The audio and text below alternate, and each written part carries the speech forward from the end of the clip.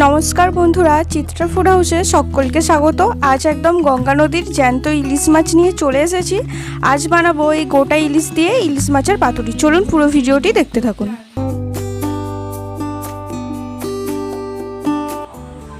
প্রথমেই একটি নদীর গোটা জ্যান্ত ইলিশ মাছ নিয়ে নিয়েছি। এবার এটাকে আমি ভালো করে বেছে নেব। আমার চ্যানেলে কিন্তু আরও অনেক ইলিশের রেসিপি আছে, আপনারা চাইলে সেগুলিও দেখতে পারেন। আর পুরো ভিডিওটি দেখার অনুরোধ রইল।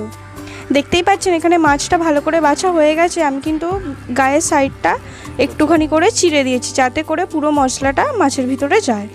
ভালো করে মাছটা বাছার পরে ধুয়ে নিতে হবে। এবার আমি এখানে 1 চামচ পরিমাণে নুন দিয়ে দিচ্ছি, আর তার সাথে দিয়ে দিচ্ছি 1 চামচ পরিমাণে হলুদ গুঁড়ো দিয়ে ভালো করে হাতের সাহায্যে মাছটাকে ম্যারিনেট করে রাখতে হবে অন্তত 10 মিনিট। আপনারা অনেকেই আমার চ্যানেলে ভিডিও দেখছেন কিন্তু সাবস্ক্রাইব করছেন না। যারা এখনও পর্যন্ত চ্যানেলটিকে সাবস্ক্রাইব করেনি তারা ঝটপট চ্যানেলটিতে সাবস্ক্রাইব করে পাশে থাকবেন। ধন্যবাদ। এবার আমি এখানে একটা বাটির মধ্যে 1 চামচ পরিমাণে কালো সর্ষে নিয়ে নিয়েছি, আর তার সাথে আমি দিয়ে দেব 1 চামচ পরিমাণে সাদা সর্ষে, আর তারই সাথে আমি নিয়ে নিয়েছি 2টো কাঁচা লঙ্কা। এবার আমি এখানে 1/2 চামচ পরিমাণে পোস্ত দিয়ে দিচ্ছি। যেহেতু মাছের পরিমাণটা কম তাই মশলাটাও আমি এখানে কম করছি। দিয়ে এটা অন্তত জল দিয়ে 10 মিনিটের মতো ভিজিয়ে রাখতে হবে, তাহলে কিন্তু একটা স্মুথ পেস্ট তৈরি হয়ে যাবে। এখানে 10 মিনিট পরে মিক্সির জারের মধ্যে আমি অল্প পরিমাণে সরষের তেল দিয়ে দেব।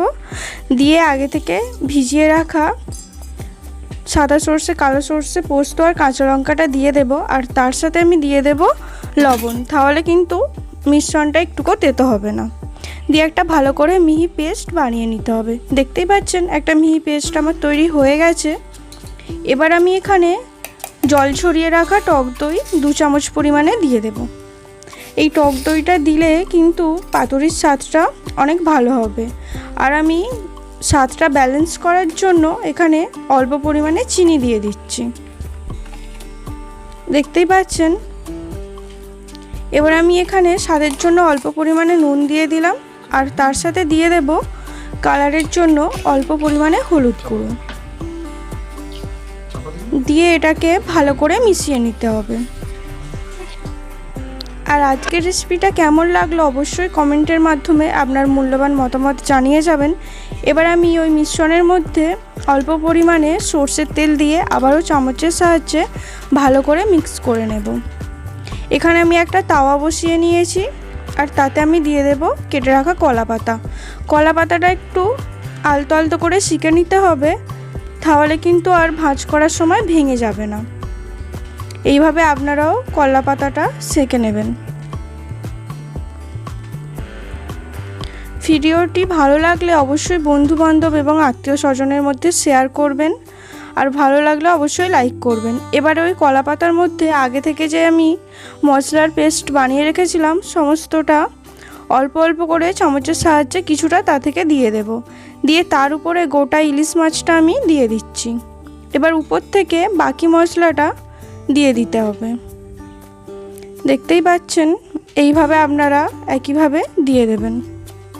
আপনারা অবশ্যই এরকমভাবে একদিন বাড়িতে এই ইলিশ মাছের পাতুরিটা করে দেখবেন।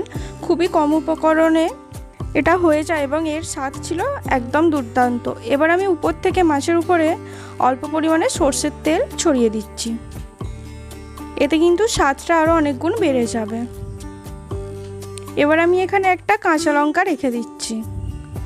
কাঁচা লঙ্কাটা ভাপা হয়ে গেলে খুব সুন্দর একটা সেন্ট বেরোবে। এবার কলা পাতাটা সাইড থেকে আস্তে আস্তে মুড়ে নিতে হবে। আমার চ্যানেলে কিন্তু আরও অনেক ভিডিও আছে, আপনারা চাইলে সেগুলোও দেখতে পারেন। এবং যারা এখনও পর্যন্ত চ্যানেলটিকে সাবস্ক্রাইব করেছেন তাদেরকে অসংখ্য ধন্যবাদ। এইভাবেই পাশে থাকবেন। আর যারা এখনও করেননি তারা ঝটপট চ্যানেলটিকে সাবস্ক্রাইব করে পাশে থাকা বেল আইকনটা অবশ্যই বাজিয়ে দেবেন, যাতে করে সমস্ত ভিডিও আপনার ফোনে নোটিফিকেশান যায়। ভালো করে বাঁধা হয়ে গেছে সুতো দিয়ে, দেখতেই পাচ্ছেন। এবার আমি এখানে একটা তাওয়া বসিয়ে নিয়েছি।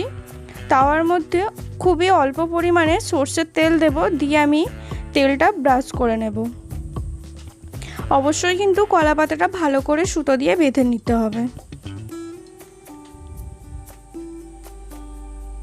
এখানে বেশি তেল দেওয়ার প্রয়োজন নেই, খুবই অল্প তেল দিলেই এটা হয়ে যায়।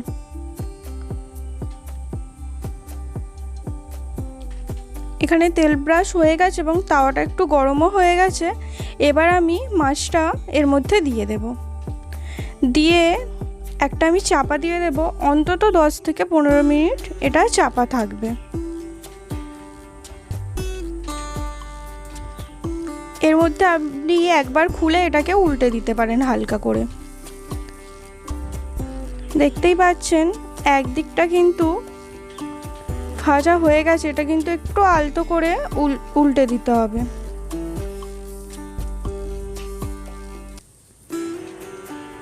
আবারও 5 মিনিটের জন্য চাপা দিয়ে দিতে হবে।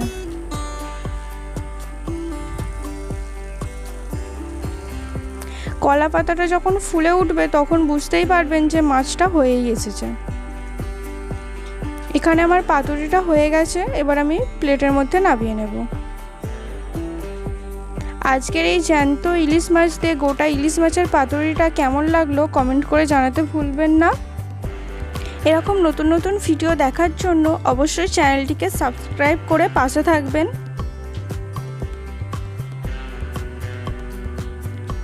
এবারে আস্তে আস্তে সুতোগুলো খুলে নিতে হবে।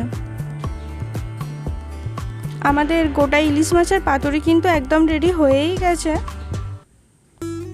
এইভাবে অবশ্যই একবার বাড়িতে বানাবেন এবং গরম ভাতের সাথে এটা দারুণ লাগবে খেতে। আমার চ্যানেলে আরও অন্যান্য ভিডিও দেখতে চাইলে অবশ্যই কমেন্ট করে জানাতে পারেন। আর আজকের রেসিপিটি কেমন লাগলো কমেন্ট করে জানাতে কিন্তু ভুলবেন না। এইভাবে এক এক করে সুতোগুলো খুলে নিতে হবে। আমাদের গোটা ইলিশ মাছের ইলিশ পাতুরি কিন্তু একদম রেডি। ভিডিওটি শেষ পর্যন্ত দেখার জন্য অসংখ্য ধন্যবাদ। দেখা হচ্ছে পরের ভিডিও।